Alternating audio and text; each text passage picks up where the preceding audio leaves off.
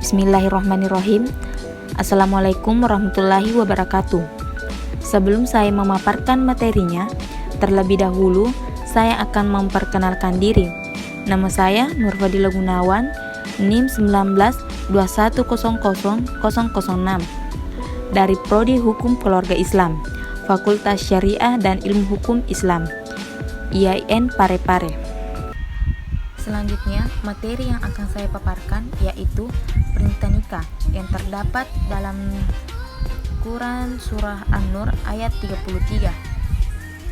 يستعفف الذين لا يجدون نكاحا حتى يغنيهم الله من فضله والذين يبتغون الكتاب مما ملكت أيمانكم فكاتبوهم إن علمتم فيهم خيرا وآتوهم مما لله الذي آتاكم ولا تكرهوا فتياتكم على البغاء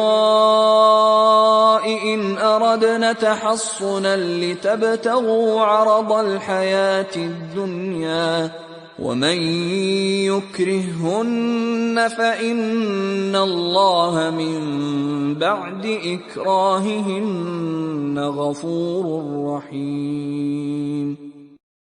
Dan artinya, dan orang-orang yang tidak mampu kawin hendaklah menjaga kesucian dirinya, sehingga Allah memampukan mereka dengan karunia-Nya. Dan budak-budak yang kamu miliki yang menginginkan perjanjian, hendaklah kamu buat perjanjian dengan mereka.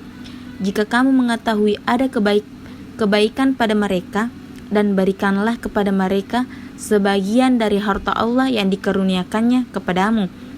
Dan janganlah kamu paksa budak-budak wanitamu untuk melakukan pelacur, sedangkan mereka sendiri menginginkan kesucian.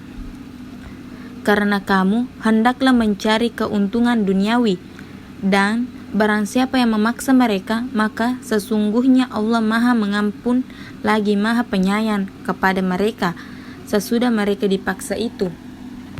Selanjutnya, Quran Surah Ar-Rum ayat 21 yang berbunyi, Bismillahirrahmanirrahim, wa min ayatihi an halakalakum min anfusikum aswajan litaskunu ilaiha wa ja'ala bainakum mawaddatan wa rahmatan inna fi zalika la ayatil liqaumi yatafakkarun, yang artinya, dan di antara tanda-tanda kebesarannya ialah Dia menciptakan pasangan-pasangan untukmu dari jenismu sendiri agar kamu cenderung dan merasa tentram kepadanya. Dan Dia menjadikan di antaramu rasa kasih dan sayang. Sesungguhnya pada yang demikian itu benar-benar terdapat tanda-tanda kebesaran Allah bagi kaum yang berfikir. Selanjutnya, Asbabun Nusul, Surah An-Nur ayat 33. Menggambarkan kehidupan sosial masa lalu, yaitu pada masa sistem perbudakan masih berlaku. Ayat ini turun berkenaan dengan budak Huwatab bin Abdul Isa yang bernama Sahibi. Dia meminta kepada majikannya agar memukatapkannya, tetapi majikannya itu enggan. Kemudian turunlah ayat ini, Surah An-Nur ayat 33. Lanjut, Tafsir An-Nur ayat 33. Dan orang-orang yang tidak mampu kawin hendaklah menjaga kesuciannya. Maksudnya, mereka yang tidak mempunyai mahar dan nafkah untuk kawin, hendaklah mereka memelihara kesuciannya dari perbuatan zina, sehingga Allah memampukan mereka, memberikan kemudahan kepada mereka dengan karunia-Nya, hingga mereka mampu kawin. Dan orang-orang yang menginginkan perjanjian, lafal al-kitabah bermakna al-mukatabah, yaitu perjanjian untuk memerdekakan diri di antara budak-budak yang kalian miliki, baik hamba sahaya laki-laki maupun perempuan. Maka hendaklah kalian buat perjanjian dengan mereka jika kalian mengetahui ada kebaikan pada mereka, artinya dapat dipercaya dan memiliki kemampuan untuk berusaha yang hasilnya kelak dapat membayar perjanjian kemerdekaan dirinya. Sigat atau teks perjanjian ini, misalnya, seorang pemilik budak berkata kepada budaknya, "Aku memutapkan kamu dengan imbalan 2.000 dirham selama jangka 2 bulan. Jika kamu mampu membayarnya, berarti kamu menjadi orang yang merdeka." Kemudian budak yang bersangkutan menjawab, "Saya menyanggupi dan mau menerimanya." Dan berikanlah kepada mereka perintah. Di sini ditujukan kepada para pemilik budak, sebagian dari harta Allah yang dikarunianya kepada kalian, berupa apa-apa yang dapat membantu mereka untuk menunaikan apa yang mereka harus bayarkan kepada kalian.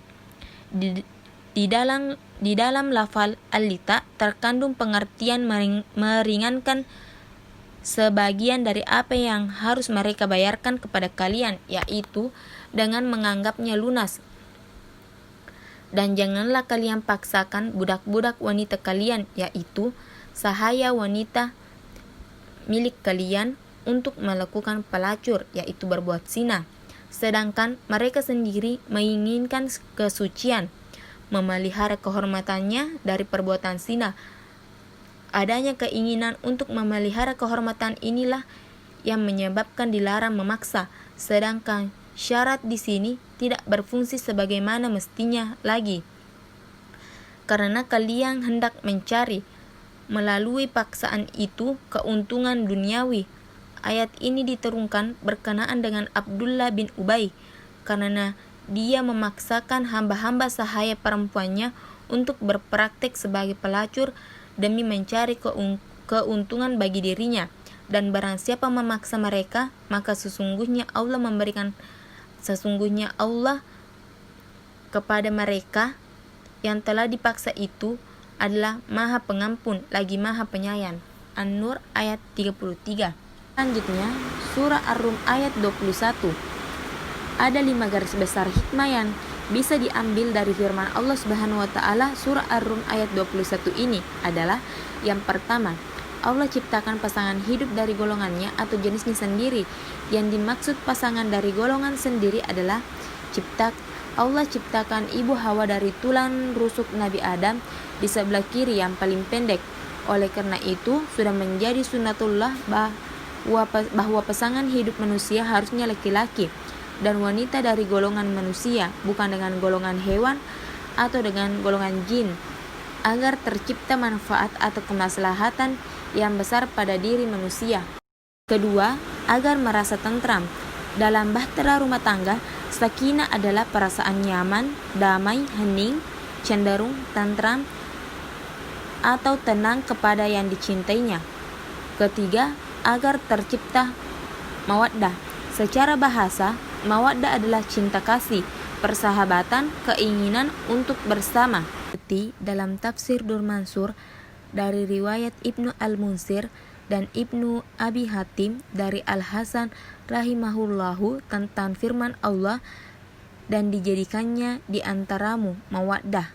Beliau berkata, al-jima sebagai Mujahid dan Ikrimah yang menyatakan mawaddah adalah makna kinayah dari nikah, yaitu jima sebagai konsekuensi dari pernikahan. Keempat, agar tercipta rahmah atau kasih sayang.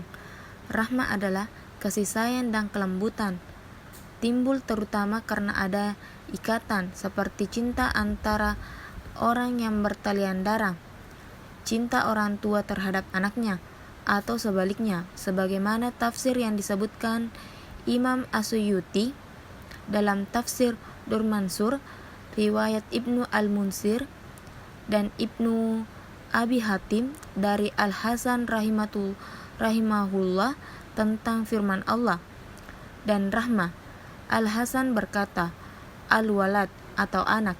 Demikian pula menurut Mujahid dan Ikrimah adalah makna kinayah dari keturunan, yaitu terlahirnya keturunan dari hasil pernikahan. Kelima, agar kita berfikir. Seruan terhadap kehidupan berpasang-pasangan ini sebenarnya mengandung ajakan dari Al-Khaliq untuk berpikir akan kebesarannya.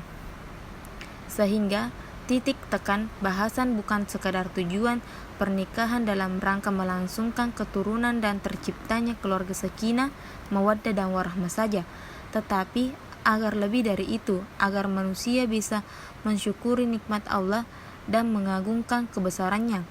Lebih dari itu, hendaknya pasangan suami istri memahami bagaimana adab suami istri dalam Islam, sehingga cita-cita keluarga sakinah, mawaddah, warahmah akan tetap terjaga. Kandungan hukum ayat An-Nur ayat 33. Kandungan ayat menurut para mufassir dalam tafsir Al-Misbah, kandungan pada ayat 33 yaitu, dan orang-orang yang tidak mampu menikah hendaklah menjaga kesucian atau dirinya sampai Allah memberi kemampuan kepada mereka dengan karunia-Nya. Selanjutnya, kandungan hukum ayat. Kandungan surah Ar-Rum ayat 21 adalah tentang kebesaran Allah yang menciptakan istri bagi manusia dari golongan manusia sendiri dan memberi rasa kasih sayang di antara suami dan istri. Lanjut, kandungan ayat surah Ar-Rum ayat 21. Yang pertama, Allah menciptakan istri bagi setiap manusia. Yang kedua, Allah yang memberikan rasa kasih dan sayang di antara manusia. Yang ketiga, hanya orang yang mau berpikir yang mengetahui tanda-tanda kebesaran Allah. Demikian pemaparan materi dari perintah nikah, dan mohon maaf jika ada banyak kekurangan. Sekian, Assalamualaikum warahmatullahi wabarakatuh.